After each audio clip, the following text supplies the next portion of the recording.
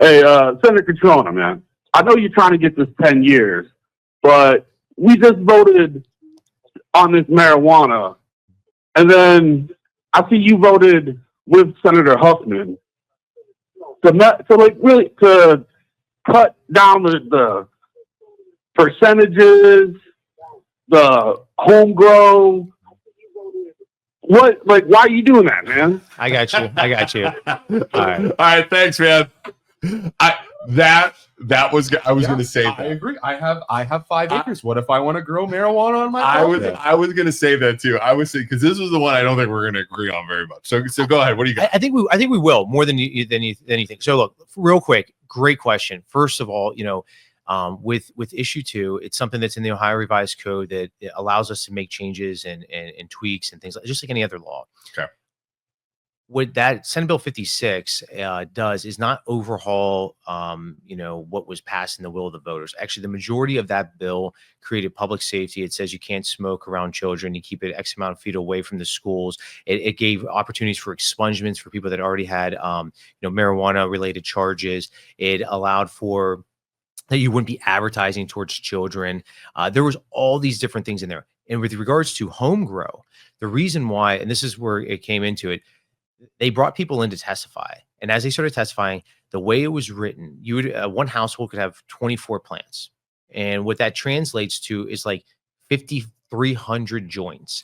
I don't know who's smoking that much. Hell yeah. Listen, and listen, if you are, I mean, Snoop Dogg, if you're out there, but what I would say, the reason why that's a concern from the state is not because I care, anybody cares about how much you're indulging. You create a black market. So the entire purpose that everybody's been saying for years, and half the people or more that voted for it said, oh, we should tax this. We could use this revenue. We can do this. We should have some type of regulatory overlook on this.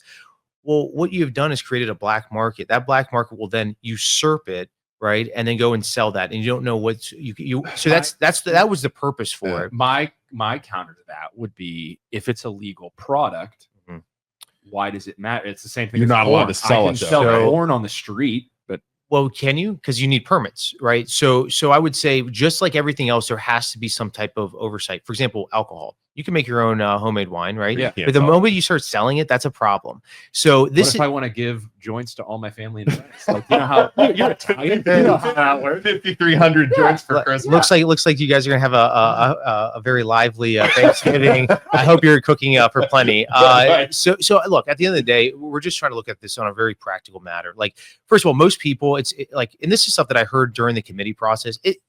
It's difficult to grow. Yeah. I mean, I know a lot of people are like, I could throw some seeds down. I could do this. It's more complicated. It's not just like growing some tomatoes. Correct. It's very complicated. I think once people start that process, they would say, oh, this is a lot more difficult to produce this and that and to maximize it and do all these things with it. But if you're creating a black market, you're usurping the entire process. Listen, that's the same argument that could be made regarding gambling, sports gambling. We legalized sports gambling. I voted for that. But at the same time, we had to make sure that the taxes were low enough that we didn't encourage a black market for it. Because if you do that and you create a black market, that also means you might be a great guy that's giving it out to your friends and family, which is fine. Right. What about the person that's selling it on the streets now and they're putting it and lacing it with, Lord knows what? So, the fentanyl is a serious issue, and we're seeing that line up in all kind of stuff. So it's a safety measure. It's not to take away the will of the voters. The voters at the same time, if we have to have some type of back and forth where we can put some oversight into it when we pass laws, but we can change it. Listen, liquor laws, our permits on those change all the time. We include it, we get more expansive, we take changes. Same thing with tobacco. It's a very common thing. Is there a limit on like making your own wine? Is there anything like that? You know what I mean? Yeah, there's certain stuff with barrels. We actually expanded it in recent time for making homemade wine, but it really comes down to the selling of it, which is a concern. So you could make wine, but you can't just go out there and start selling it on the street. Right. What about, and I have some friends that are elected officials in a couple different cities. What about the tax allocation and it going back to the state? So great.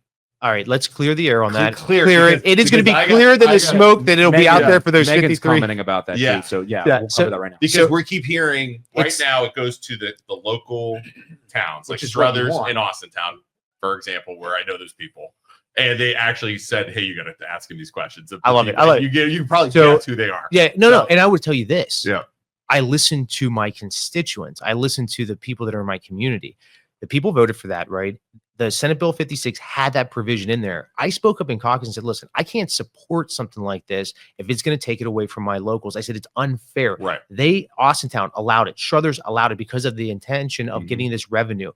Let's keep it local. Why are we taking? I heard from constituents that said, hey, this is a problem. I said, okay, great. Well, let me go to bat for you. Okay. That was actually taken out of the bill. So it's gone. It is out of the bill. It was never voted on with that. So it is out of. That's why I said I want to clear the air. The main concern. Well, that's what I'm saying. Like, there's a lot of stuff that it gets introduced, and sometimes it's a starting point. Like, I've introduced bills and I'm like, I know that it's not going to go anywhere with how it's written right now, but you got to start somewhere. You don't want to. I mean, listen, you guys are in the banking industry, like same thing with homes. I mean, right? You go to put an offer of real estate. I mean, you have to have something to negotiate with. And so that was the start of it. They were more concerned because the governor wanted to give specific allocations, which if that revenue ceased, the state, you guys, taxpayers would have to come up with that. So we were saying, okay, well, maybe we would put some guardrails. Maybe we can do this. And then ultimately we said, look, let's just not deal with it. Leave it for the locals right now and tackle something. Do you have another concern was, will you guys have a say on where that money's going to go to in the townships So the way it was written, and this is why legislation is important to go through the committee process. Right. It's great to involve the people when they do ballot initiatives, and I think that's also has a great value to it. But the committee process would have vetted this. There was really never a mechanism for the money to go to anywhere. So we have to make a change so that the townships can even receive it. Okay. Just the way that it was written. Has it gone out yet? Because I know the state was holding on to that money. So yeah, so everything's still in limbo. Like, there hasn't been no change. There's been no distribution. And part of that is because there's no way to give the money to them because the way it was written. So we're trying to go through that right now. That bill, Senate Bill 56, had passed. It went over to the other chamber. It's sitting there right now. I don't believe there was any changes on the House version in the operating budget. Okay. So those are the things that you got to watch is the operating budget. A lot of stuff goes in there and people are like, why'd you vote for this? I'm like, that bill is literally 10,000 or 15,000. I mean, literally, it is huge. And so, there's going to be things that you love and things that you don't like. So those are the times you got to watch out for it.